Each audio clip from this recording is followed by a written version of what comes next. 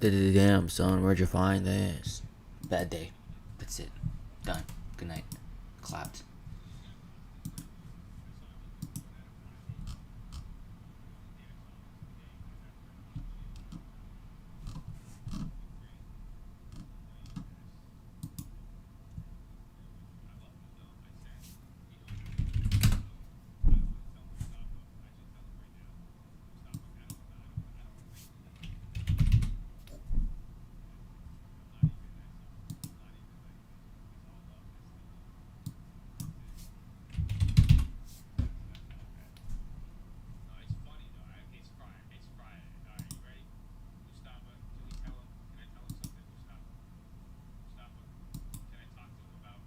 Hey everybody, Jack here, and probably most of you already know what I'm about to say, but I have some very unfortunate, tragic news. On Monday night, we lost Riley Gale, singer of the band Power Trip, also friend of the show, and in fact, listener of the show too. He's been on here 3 times. I've considered him a good friend, and I don't know. Everybody that knows Riley is completely shocked, and I don't think anybody. We're all devastated. I got the news. Man, I got the news Tuesday, and just like immediately, absolutely broke down.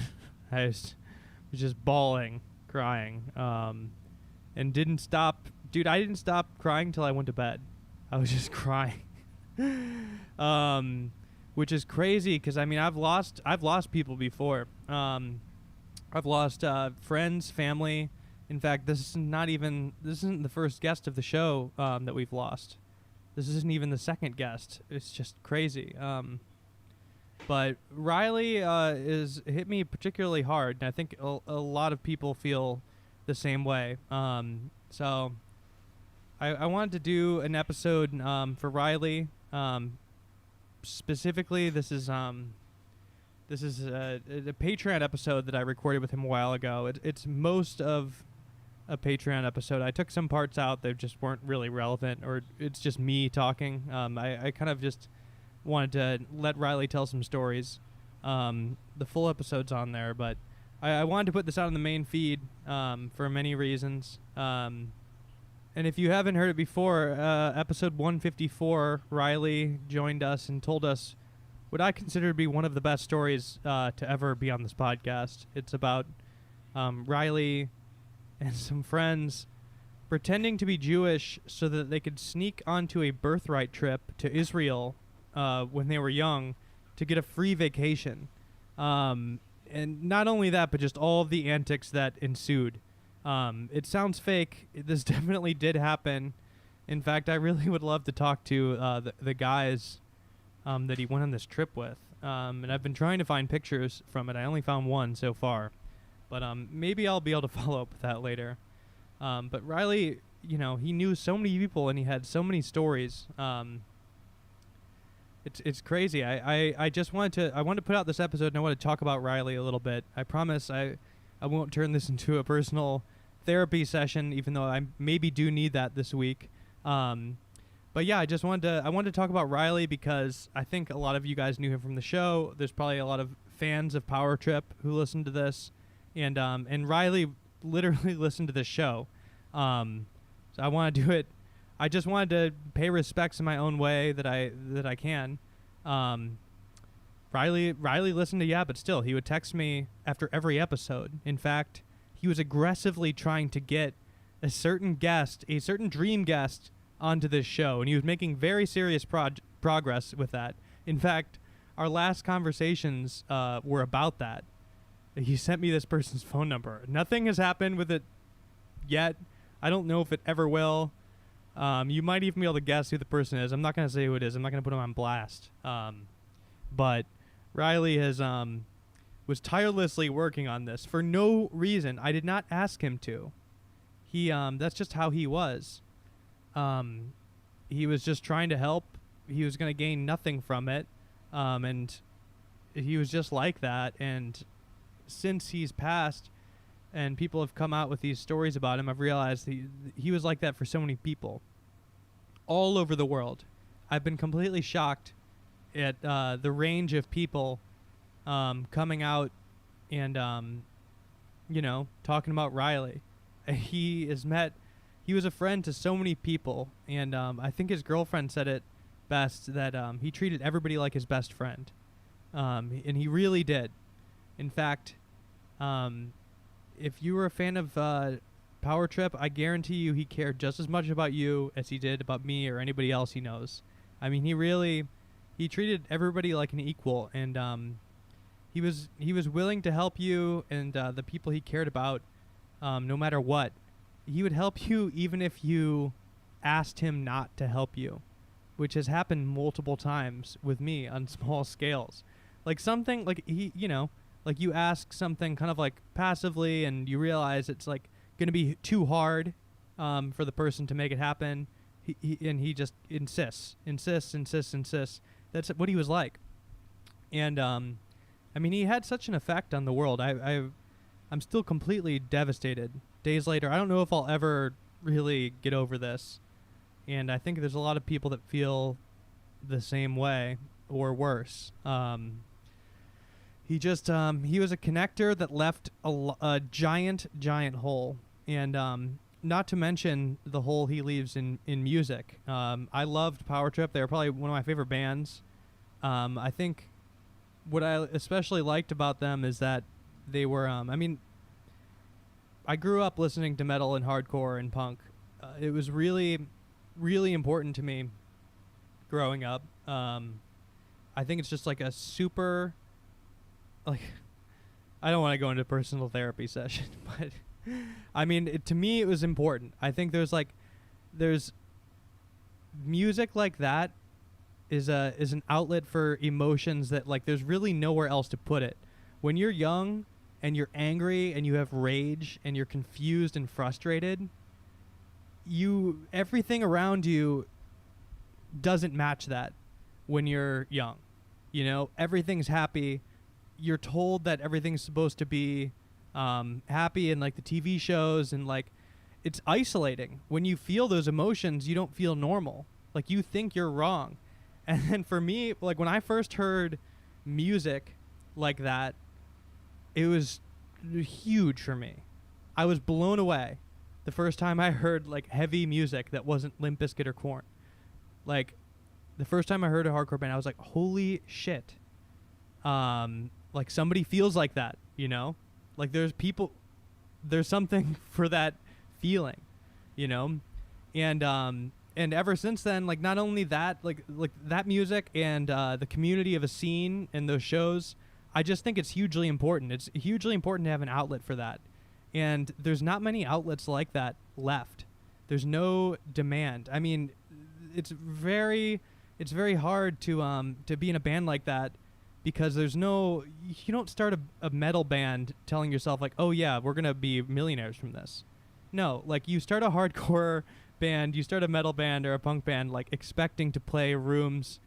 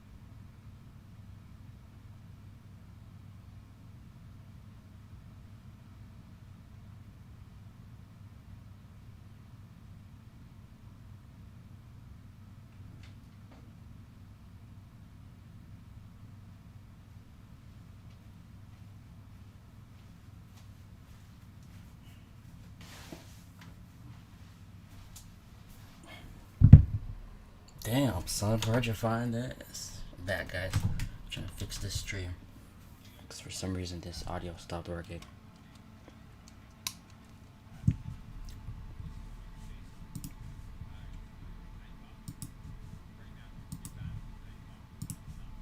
Let's see what happened here. Did the podcast end? What's going on here?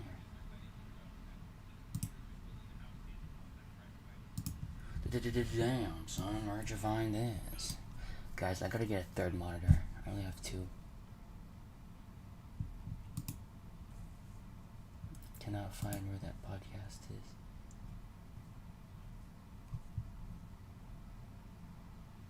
Oh, here we go.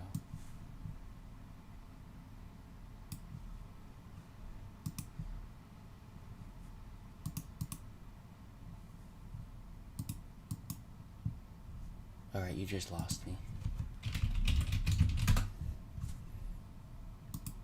You just lost me. But, okay, so it just stopped playing the odd podcast, guys, for no reason. So stupid.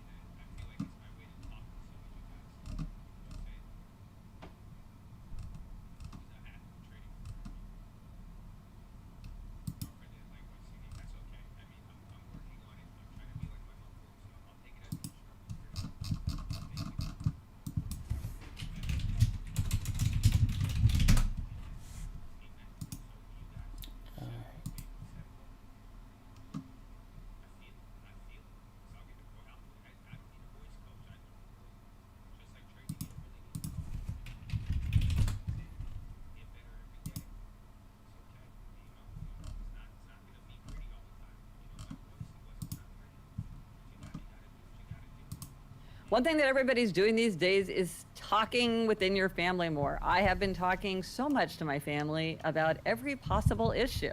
Yeah, Gretch, we have nothing to do but talk. It just goes on and on, conversation after conversation. Yes. From the exciting and the weird to the very boring and mundane. We're talking about everything from flaky friends, parenting challenges. Even we talked about how an ironing board can help us work from home more comfortably. But despite how talkative we all are, the people at Lincoln Financial want to point out that the one conversation that most people still haven't had, I know I haven't, is your financial plans. So find time to talk to your loved ones about it. Because the more we talk, the better we plan, protect, and retire. That's why Lincoln Financial is here to help you. Get the right questions to start your conversation at lincolnfinancial.com. Hello and welcome to Happier, a podcast where we discuss cutting-edge science, the wisdom of the ages, lessons from pop culture, and our own experiences about how to be happier. This week, we'll talk about why you should think about learning something with a beginning, middle, and an end, and we'll ask the Know Yourself Better question of, do you second-guess yourself in conversation?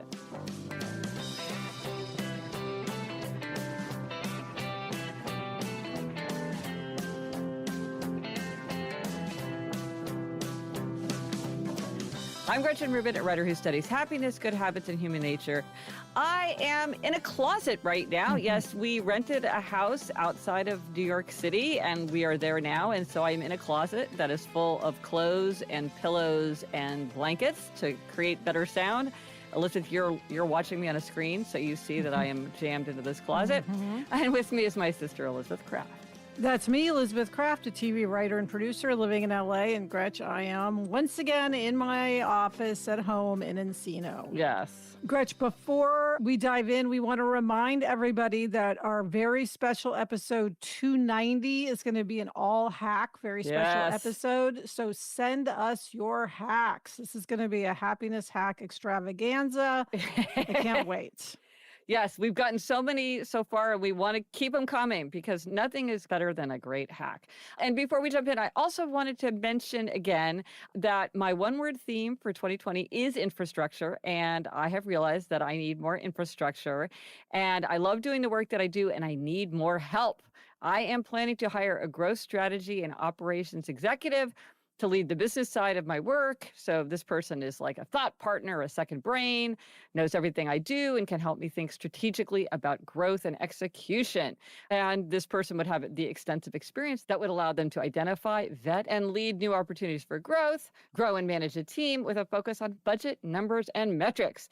If this sounds interesting to you and you have the appropriate experience, you can read the longer description and apply at gretchenrubin.com/careers.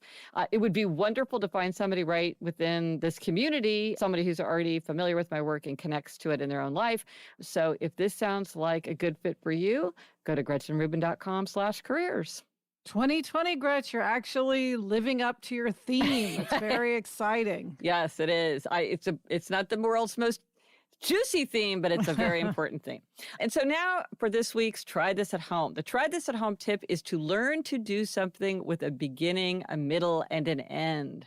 I especially love this idea right now during this sort of formless, endless COVID time, because learning something new is a pick-me-up always, but especially now, it's energizing. I was thinking, Gretchen, when we were talking about this, that it's probably why people are learning to bake bread. It's like learning something that you can investigate, you do it, and then you know how. And that's a pick-me-up. Well, and with a beginning, middle, and an end, you go from how do you get the yeast to activate to like, here's my delicious loaf of fresh baked bread. So it has that beginning, middle, and an end stage to it. So what I decided to do was to learn to play poker. I do not like games. I do not know how to play many games, but I read two excellent memoirs. One, Colson Whitehead's The Noble Hustle, and Maria Konikova's The Biggest Bluff. I highly recommend both those memoirs, which are about playing poker. And a friend had told me that she has 3 young adult children, and when during the Safer at Home, they were all home, and they played Texas Hold'em every night. That was like their family activity. And that got me really excited to learn to play. And so I was like, I am going to learn to play poker, which seemed like this impossible dream.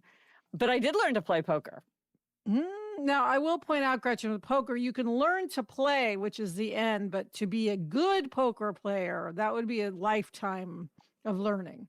Yes, there will be a lifetime of learning. And I know I have only, like reading those memoirs, I've only scraped the surface of what it means to play poker. But like if somebody said, do you know how to play poker? I would be like, yes, I know how to play Texas Hold'em. It's funny. I don't like games. And there's something about poker where, like Eleanor said, she doesn't like it because she feels like it's not a game. It's the prelude to a game. And I know exactly what she means. I was so stunned when I learned how to, I was like, this is it? Like, it's like this round is over? I thought it went on for hours. I mean, obviously you can keep playing for hours, and we only play with like 4 people, but it was not the impossible dream that I thought it was. I learned to play poker. Of course, you don't like the stress of games. And I will point out, the better you get at poker, the more stressful it is, because the stakes sort of feel higher. Yes. So we'll see if you keep enjoying it. But at least you know how. At least I know. I feel like it's a life skill. It's like one of these things that's good to know. I feel like for Eliza and Eleanor, it's just like a good thing to do because it is the kind of thing where a bunch of people could be sitting around, and if somebody says, oh, let's play poker, it's nice to just know, okay, I've played that before. How about you, Elizabeth? What have you learned to do with a beginning, a middle, and an end? Okay, well, one thing about learning something new is I think it is a way to feel in control during this time where everything is so out of control, especially if it's something worthwhile. I can't control the virus, but I can control this hand. Yeah, yes. So here is what I learned that had a beginning, middle, and end. And Gretch, I have to say, this is not an ad. This because what I'm about to say is I learned how to use ShipStation.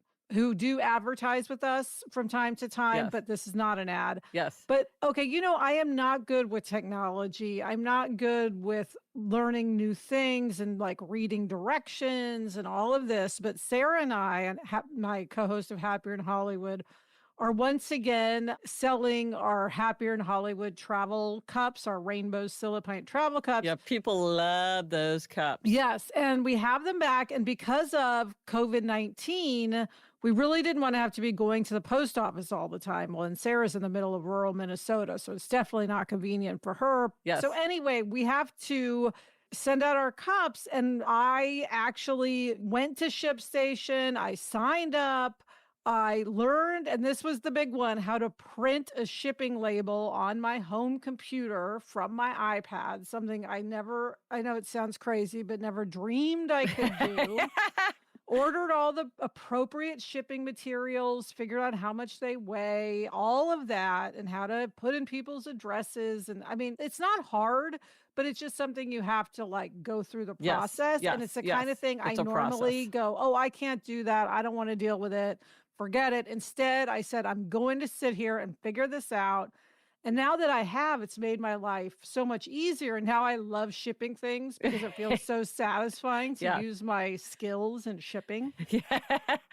So anyway, that's something I learned. And I have to say, this reminds me of when we've talked about how when you're stressed, sometimes it's helpful to do more. The Yes. temptation is to lighten your load, but sometimes it actually can be better to add something. This is one of these counterintuitive things that surprises me in my own life over and over. But sometimes when you feel like I just need to throw things overboard to lighten my load, sometimes adding something actually gives us a feeling of freedom and energy. Adding something makes us feel like we have more ability and capacity. Well, I think especially if it's something you can actually accomplish. Yes. I mean, it's like if you can learn to play poker, you feel like you can manage your insane work at home situation better. Yes. Yeah. Because something is being done. Yeah. It's the efficacy piece of it. Yeah. Yes. So let us know if you do try this at home and how learning to do something with a beginning, middle, and an end worked for you. And what did you decide to learn to do? It would be fascinating to hear what people are tackling. Let us know on Instagram, Twitter, Facebook. Drop us an email at podcast@gretchenrubin.com. Or as always, go to the show notes. This is happiercast.com/288 for everything related to this episode. Coming up, we've got a happiness hack that's going to help me steer clear of chips. But first, this break.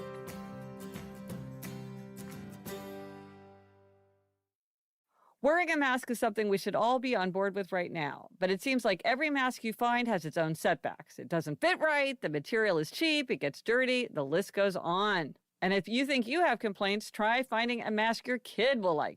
Each school mask pack comes with 5 comfortable cloth masks, so your child has a fresh mask with a new, fun design every single day. All masks are built with the 3D design, a form-fitting nose wire, and adjustable ear straps. And I have to say, the adjustable ear straps is the thing that I love the most because it's like no matter how big or small your noggin is, you can get it to fit just right. So it's just tight enough without being too tight, which is so hard. Yes. And I love that these masks come with a little mesh bag that you can wash them in because we have to wash these masks and they come out perfectly after you wash them. I've washed Jack's. Yes. Do what we did and get your family the Crayola School Mask Pack today at schoolmaskpack.com/happier. That's schoolmaskpack.com/happier.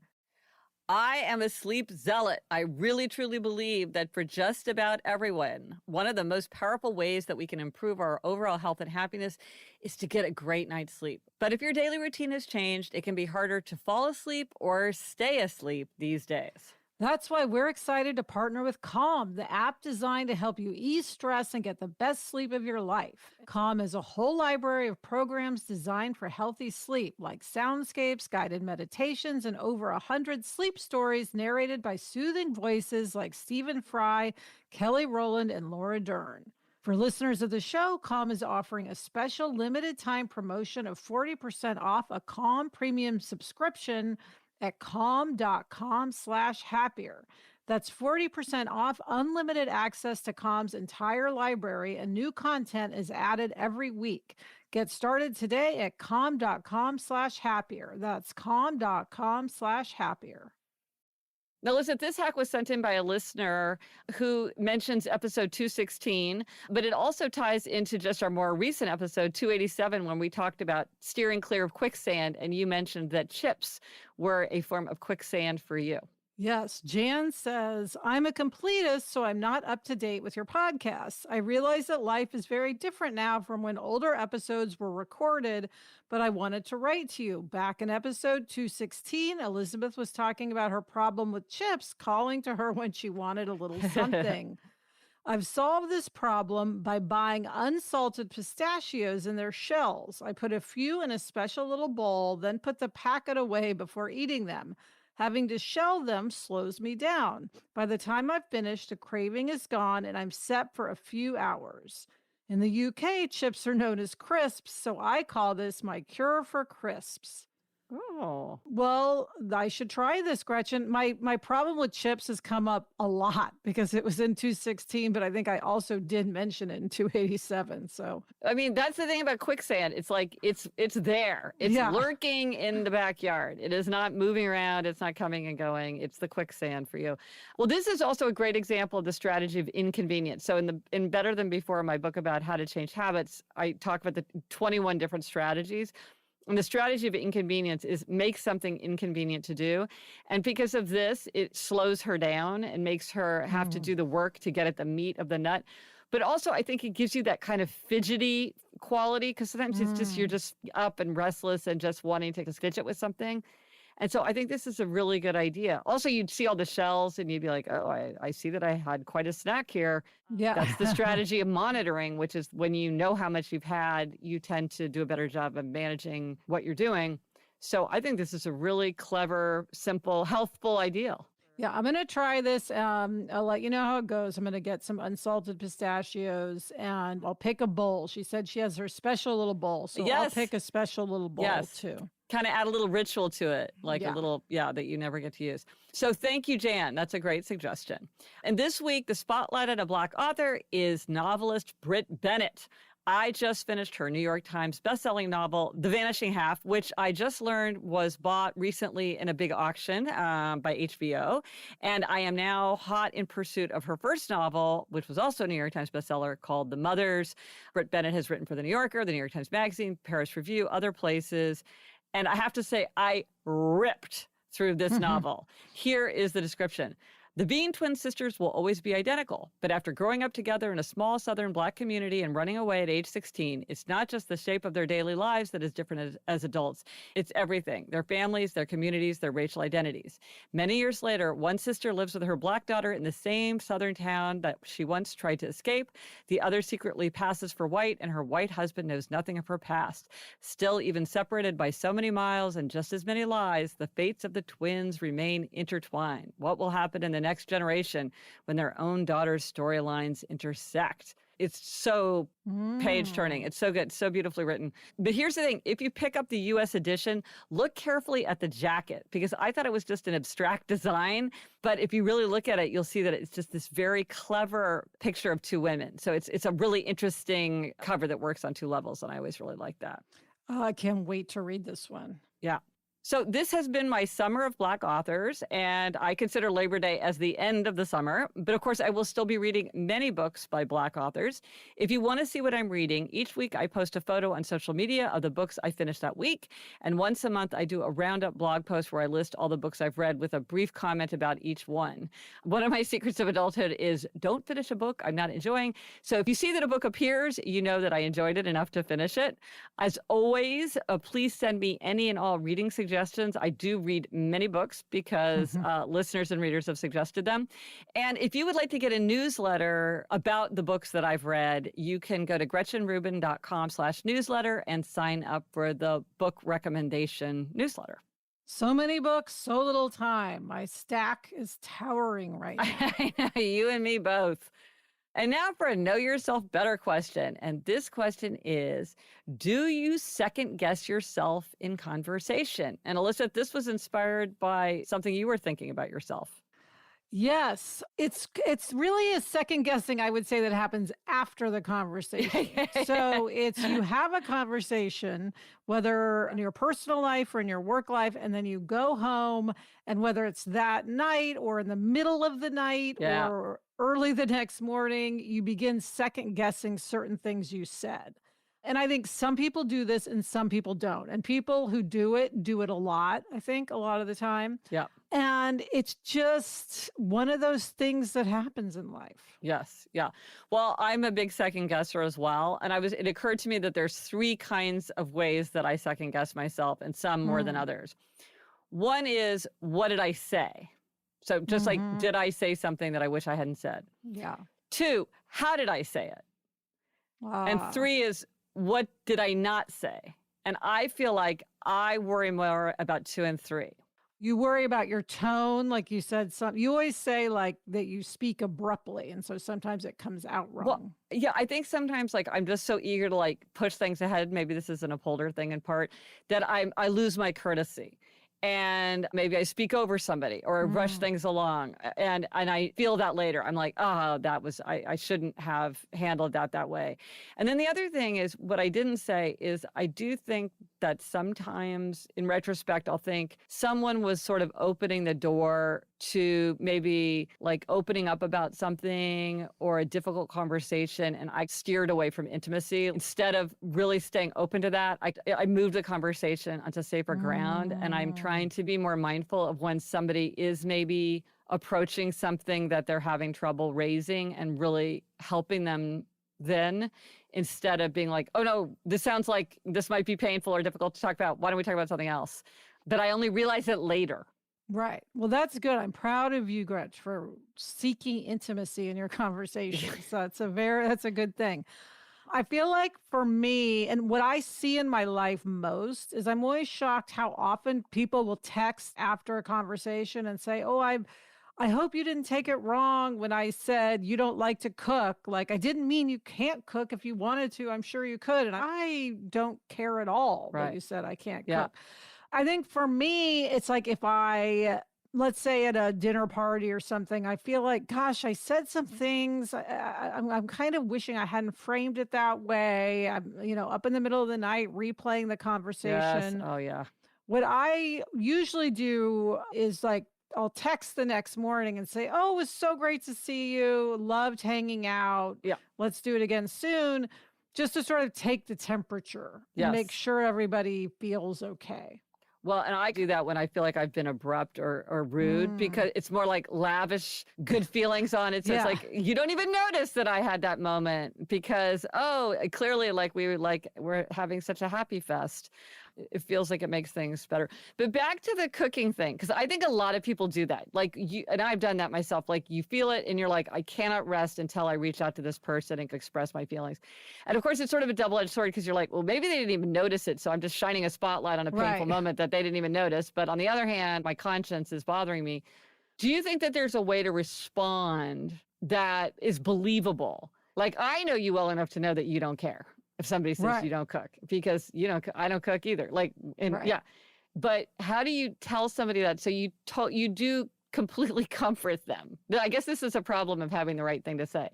I always just say, ha ha, like I didn't even notice, is what I usually say. When someone texts me about something they wish they hadn't said, very little bothers me that people say. So I really can't think of a time when someone has texted an apology and I was offended. It's always the case that I really wasn't offended. Well, that's good. But I think that light touch is probably good, because if you texted like 5 sentences, it would seem more insincere. Yeah. I mean, I just go, I'm always just like, haha, I didn't even notice. Even if maybe I did notice, but it didn't bother me. But just, I think just it is nice to reassure people. Yes. We've all been there. We've all done it. We've all done it. We all need reassurance that we didn't totally offend someone in a conversation. Now, I will say, in terms of work, I feel like it's most often I regret things I didn't say. So I'll be like, oh, I had such a good answer to that question about the pitch. I should have said this. Or Oh, when we walked in, I wish I'd said something else to set up what we were about to talk about, or, whatever it might be. I think there's a French phrase for esprit de l'escalier, which is like the comment that occurs to you as you're walking out the door and, down the stairs. That's a feeling of regret, of kind of intellectual regret, but not emotional regret. Yeah. And I mean, there are times, though, when I do get emotional in work situations, and that I regret when my inner insecurities come bubbling out. And I do regret that. But that is definitely not something I want to text anyone about the next day. I just hope it flitters away. But one of the things that occurs to me about this question about do you second guess conversations is it's a very unpleasant feeling, but it seems to me that it's a good feeling in two ways. One is that negative emotions are often signs that something needs to change. And so if you're constantly feeling like you're putting your foot wrong with your friends and like you're saying things that could threaten a friendship and they're constantly reassuring you, well, maybe that's like a sign you need therapy or something, because clearly you're maybe overly sensitized. Yeah, that goes to the stop apologizing. Yeah, People right. who just feel they need to apologize for breathing. Yes, right. So maybe that's like a sign that there's more work to be done, that this is a symptom of something bigger. Or if you're feeling guilty, oh, that was rude. Oh, I was rude again. You should fix that. It looks like you've got a problem. Maybe you need to work on that. So these negative emotions can be helpful. But it also occurs to me, with you, Elizabeth, you're a very emotionally skillful person. You're really good at reading a room. You often can predict how people will respond or what they'll do when other people seem baffled. You just have a really high ability to pick up on things that I think other people like me are clueless about.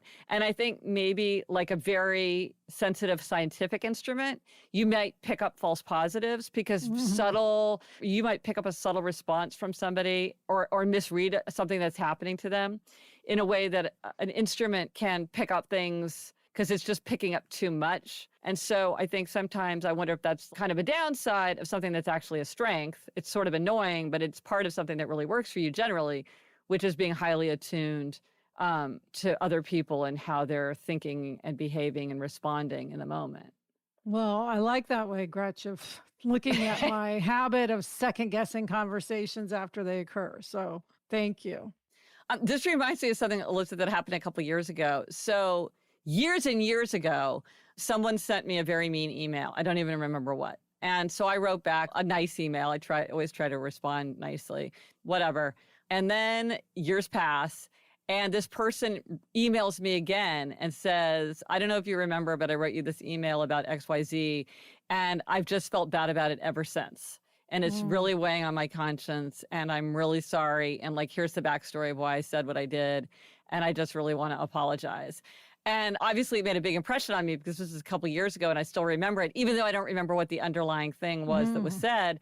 But I was like, I know that feeling of where it just nags at you. You're like, well, I really wish I had not said that. And I really want to get it off my conscience. And so I'm going to reach out to the person and try to make it right.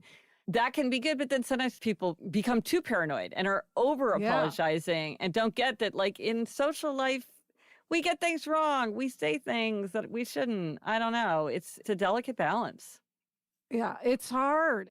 I wish I had the answer, but I do think that it's part of the human condition is to lay awake at night and stare at the ceiling and replay every conversation that you had the entire day. It is. It's human nature. Human nature. Well, it'll be interesting to hear from other people if you've experienced this and what you do about it. So let us know. Speaking of me not being able to cook, Gretch, coming up, we have demerits and gold stars, and I give myself a cooking-related demerit. But first, this break.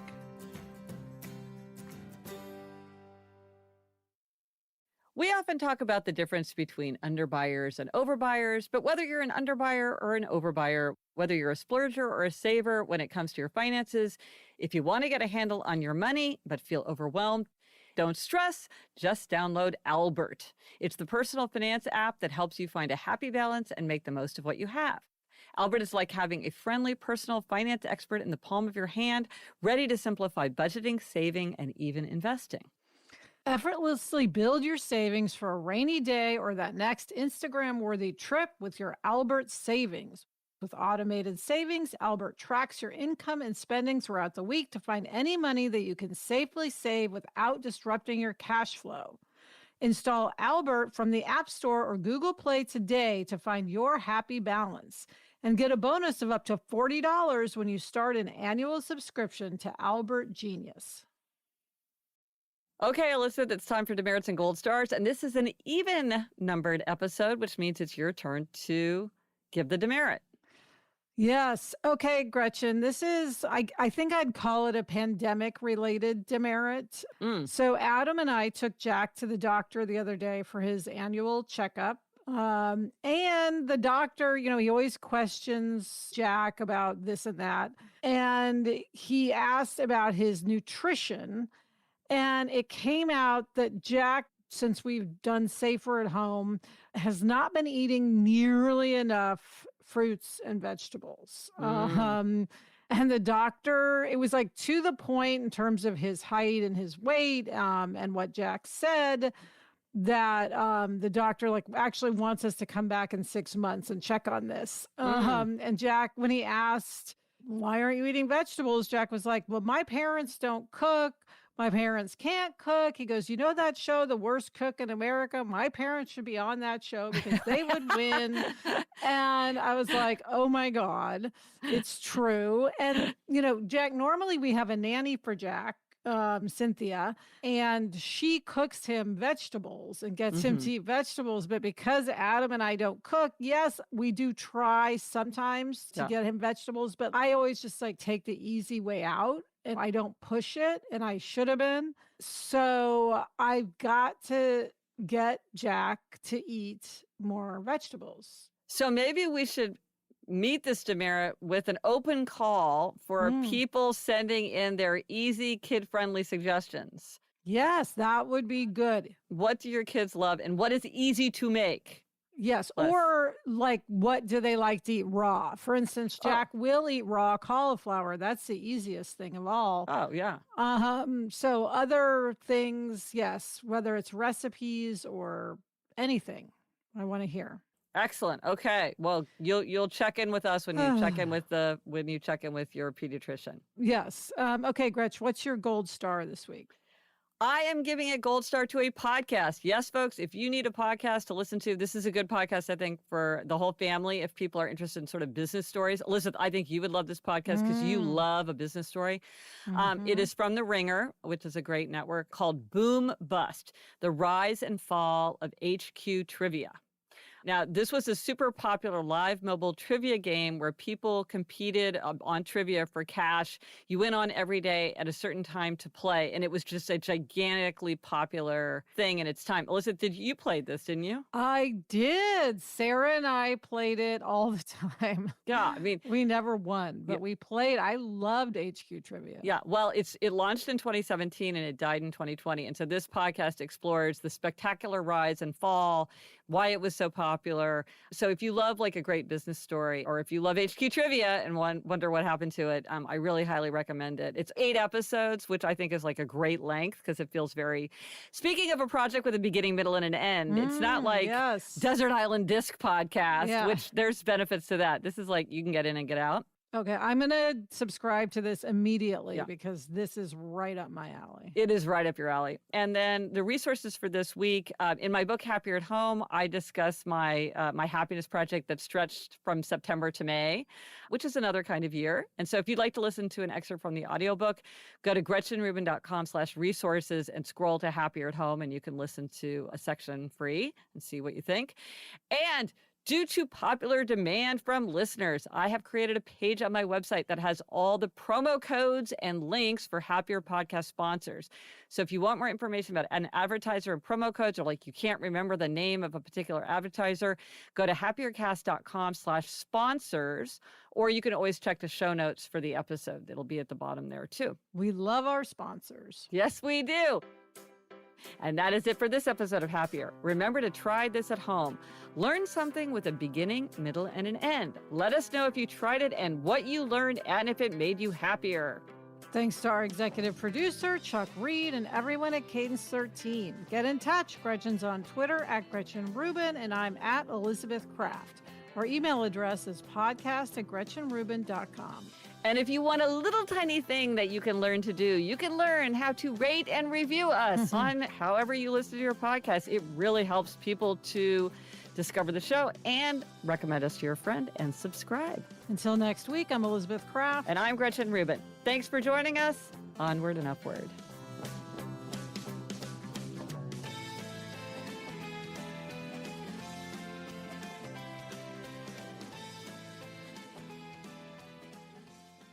But Gretchen, you don't cook either. What do you do about getting the girls to eat vegetables? Jamie loves to cook vegetables. Oh. So that's my solution. Let Jamie do it.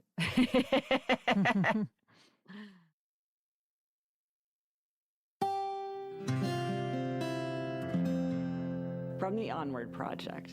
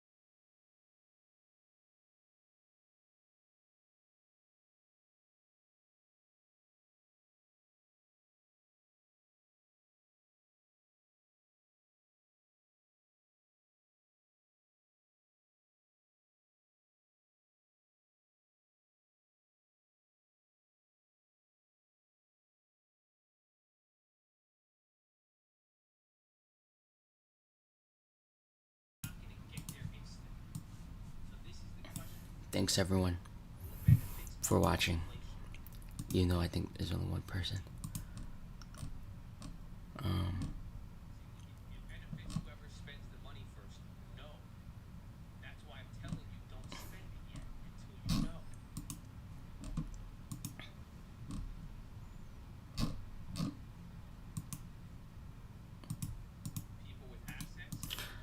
Damn, son, right?